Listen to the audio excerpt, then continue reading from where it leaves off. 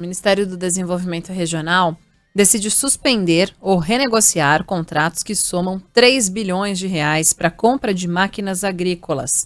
A pasta seguiu uma orientação da Controladoria Geral da União. Chamado Tratoraço, pretendia atender a pedidos de deputados e senadores por meio do orçamento secreto, o esquema montado pelo governo para obter apoio no Congresso.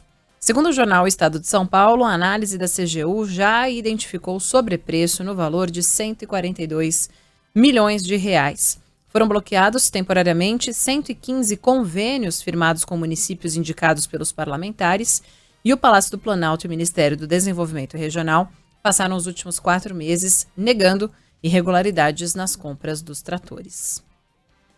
Pois é, nega, até tudo ficar comprovado. A gente estava falando agora há pouco do caso da mal chamada rachadinha, e se você for ver aí os defensores da família, né, muitos dos quais estão faturando alto para isso, muitos dos quais precisam bajular o poder, né, para conseguir os seus cargos, no início negavam tudo, aí depois a investigação avança, aí já não dá mais para negar, tenta-se atribuir exclusivamente aos filhos, né? Aí chega testemunho a respeito do pai e tal, aí começa a relativizar o crime. Vão mudando a narrativa conforme os fatos vão se tornando incontestáveis. É a mesma coisa que acontece no caso do orçamento secreto, Tratoraço, Mensalão do Bolsonaro, todos esses nomes que recebeu esse mecanismo de liberação de verba sem a devida fiscalização por parte do governo Bolsonaro. Aliás, ontem aqui nesse programa eu estava lembrando o mensalão do PT e falando que muitos dos parlamentares, inclusive, que já estavam atuantes naquela época, eles sabem que se tornou necessário, né, na visão mafiosa que eu estou falando aqui, criar brechas dentro do próprio orçamento em meios supostamente legais para conseguir ali uma margem de manobra financeira sem a devida transparência, em vez de se ter aí o pagamento diretamente do dinheiro sujo para parlamentares pela compra dos seus votos, que era o que acontecia no mensalão do PT.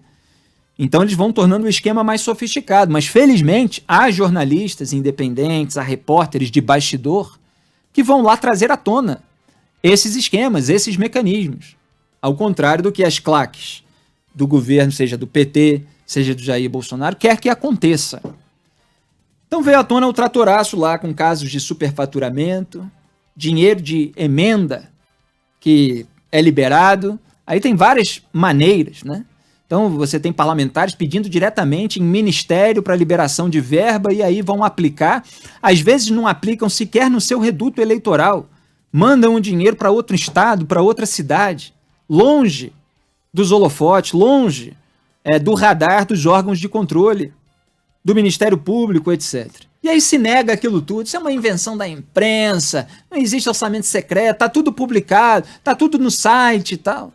Falaram isso muito. Rogério Marinho, Eduardo Bolsonaro, todos fizeram essas alegações para enganar a trouxa, para enganar aqueles que investiram na idolatria, a idolatria que cega, a idolatria que emburrece. Estamos aqui para defender os brasileiros, o povo, o país, os pagadores de impostos, para que não tenham seus recursos desviados, para mostrar à população quais são os mecanismos utilizados pelos políticos para ter os seus próprios privilégios e não fornecer ao povo brasileiro os serviços públicos correspondentes a todo o pagamento que cada cidadão é obrigado a fazer.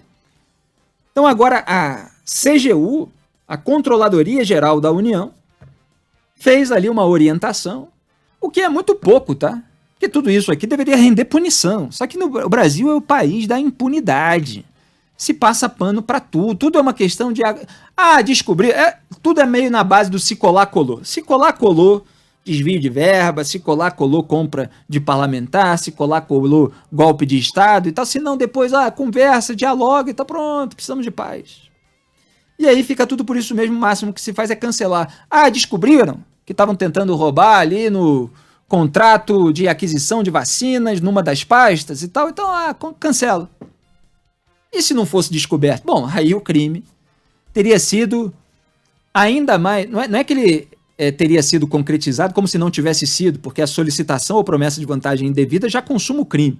mas o crime teria rendido os frutos para os criminosos envolvidos. Então aqui, repito, a CGU apontou aquilo que a imprensa apontou, que nós apontamos na análise, e que aqueles que usam da desinformação e da cortina de fumaça estavam negando. Que havia um esquema ali de superfaturamento, em compra de material agrícola, equipamento agrícola, trator, né? Por isso que ficou com esse nome de tratoraço, e são milhões e milhões de reais que poderiam estar indo aí para o bolso de políticos ou dos seus laranjas, dos seus operadores. Que bom que tudo isso veio à tona e que bom que ainda existe jornalismo independente, quando muita gente não quer o jornalismo independente e ataca o jornalismo independente. Quer que só se passe pano para o governo que defende, como se depois o outro grupo político que chegar ao poder não vai ter também a sua claque. E aí essa turma agora, que só defende a claque, vai querer as apurações do jornalismo independente. E aí a gente vai mostrar o duplo padrão desse pessoal. Quem tem princípio se mantém no mesmo lugar. Contra desvio de dinheiro público, contra o toma lá da cá absolutamente sem sentido, contra compra de apoio, contra ladroagem em gabinete, ladroagem estatal, contra tudo isso, no mesmíssimo lugar. Agora, quem vai atrás de político, aí vai atrás dele, independentemente do que ele faça. Então, o político é contra a corrupção, então eu tô com ele e tal. O político sabota o combate à corrupção, continua com ele. Porque não está a favor ou contra princípios, a favor ou contra valores, está a favor ou contra a pessoa. Incondicionalmente. A pessoa fala uma coisa e fala o seu contrário, não interessa. O idólatra está sempre com o seu líder nessa fidelidade irrestrita e, obviamente, prejudicial ao povo brasileiro, ao Estado, à transparência.